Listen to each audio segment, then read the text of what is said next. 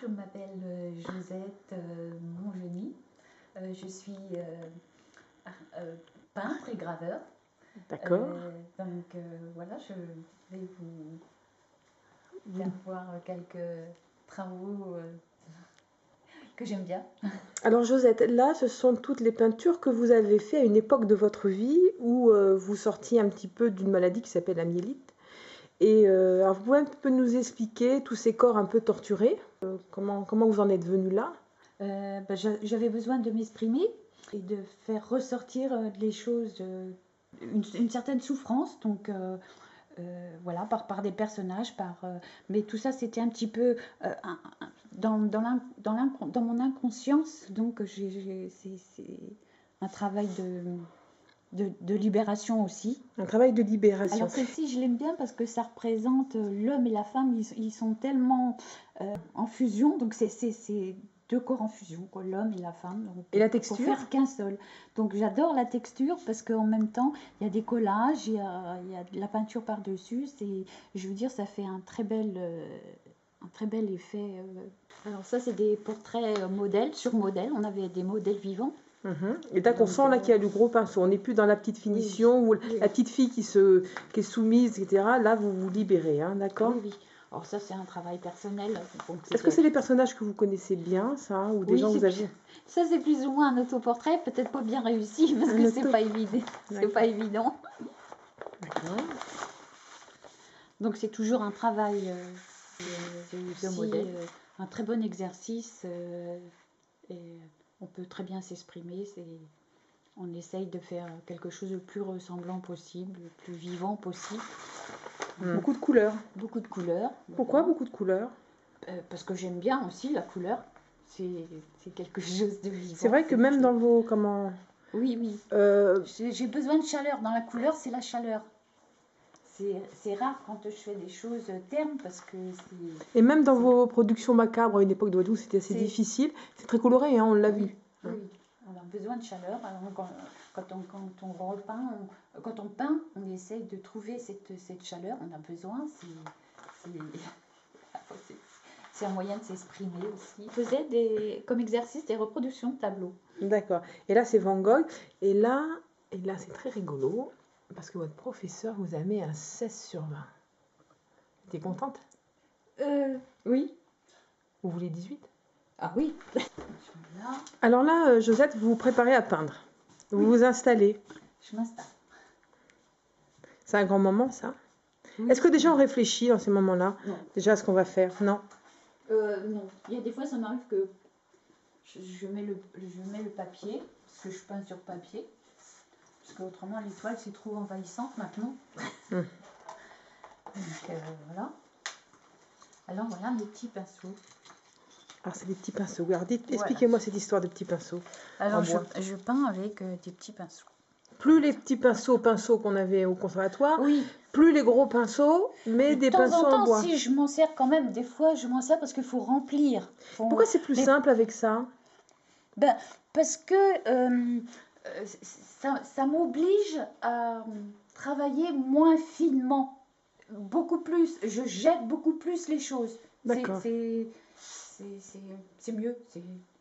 Plus à l'aise avec les petits bouts de bois pinceaux? Oui, les petits bouts de bois, je suis plus à l'aise avec les petits bouts de bois. Voilà, je fais comme ça. Alors là, vous dessinez quoi en fait? Là, vous peignez plutôt, parce que là, c'est pas du dessin. Oui, là, c'est une vue de Paris. J'aime bien faire des fois des anciennes vues comme ça. Ça m'amuse. Et là, c'est une vue que vous avez vue ou c'est dans votre tête? Non, c'est une vue que j'ai vue. D'accord. Et là, vous mettez beaucoup de vous, enfin, aussi? Oui, parce que c'est pas forcément ressemblant à 100%. Des fois, je vois juste quelque chose que j'ai envie de faire, qui m'inspire, disons, et je vais en tirer quelque chose. D'accord, c'est pas forcément du copier-coller ou du copier tout simplement, mais c'est sur la base, et après vous agrémentez avec votre ressenti, d'accord. Voilà. D'accord. Alors Josette, vous peignez aussi donc tout ce qui est lié à la nature, les arbres. Vous avez une affection particulière, vous le disiez tout à l'heure, Oui. et vous vous inspirez de votre environnement précis, un environnement naturel qui est les bords de Marne. Votre maison donne justement sur les bords de Marne. Donc voilà. Donc ce qu'on voit là, c'est vraiment inspiré de ce que vous voyez en particulier de votre fenêtre. Oui. D'accord. Pour vous, c'est important.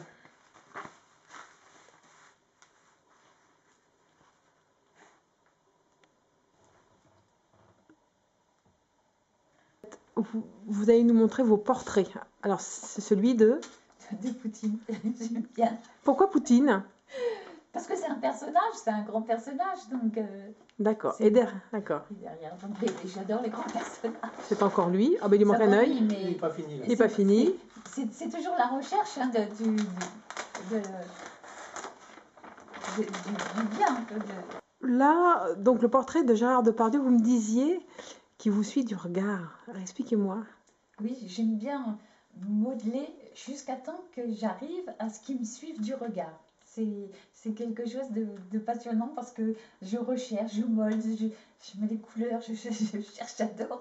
Et le terminal, c'est jusqu'à temps que vraiment ça ressemble quand même au personnage, j'essaie de lui donner une expression jusqu'à temps qu'il puisse me regarder, que son regard me suit. Je disais captivant. Vous avez une passion pour la Russie, entre Oui. deux Depardieu, bon, bien que il vit en Russie depuis peu, mais donc je vois Poutine, Raspoutine. Pourquoi? La rue, c'est des gens qui sont très respectueux de leur environnement. Et j'ai eu le bonheur, la chance d'aller en Russie. Et vraiment, c'est quelque chose. Il y a une atmosphère quand on est en Russie, quelque chose que j'ai pas retrouvé ailleurs. J'ai visité beaucoup de monastères, beaucoup d'églises. C'est somptueux. Il y a des dessins, des choses artistiques qui sont vraiment impressionnantes. Gérard, vous êtes le compagnon de Josette. Vous l'encouragez dans tout ce qui est artistique, dans ses peintures et dans ses gravures. Et là, vous étiez en train de me raconter que la gravure que nous voyons ici, que vous avez entre les mains, vous pouvez nous raconter un peu cette histoire, hein? Donc ça sort de la correspondance d'un jeune qui était militaire en 1916. D'ailleurs, il est mort à Verdun. Et dans cette correspondance, on a retrouvé des feuilles de chêne que les militaires à l'époque gravaient, enfin pas gravaient, c'est-à-dire qu'ils enlevaient la matière de manière à faire ressortir juste la texture de la feuille. Donc Josette l'a ancrée, hein, ces feuilles de chêne. Donc il y en a une. J'ai pratiqué un vernis mou pour pouvoir prendre les empreintes des feuilles. Voilà, j'ai fait. Donc on retrouve l'initiale de ce militaire, hein, il s'appelait Richaune, et il a fait également un trèfle à 4 feuilles. Donc elle les a posées sur un tissu, hein, et après, donc, en passant sous la presse, qui est là elle a fait ce tirage. Alors là, on est sur des gravures. Donc là, vous me disiez que c'était la gravure de la maison de Mimi Pinson à Montmartre, hein, c'est ça? Et là, juste à côté... ça, c'est des copines sur un banc public. Des copines. Des copines à vous? Des copines, oui. Non, c'est Des copines, comme ça. c'est des amis comme Des ça. amis, d'accord. J'ai surpris, comme ça, j'ai fait un petit croquis.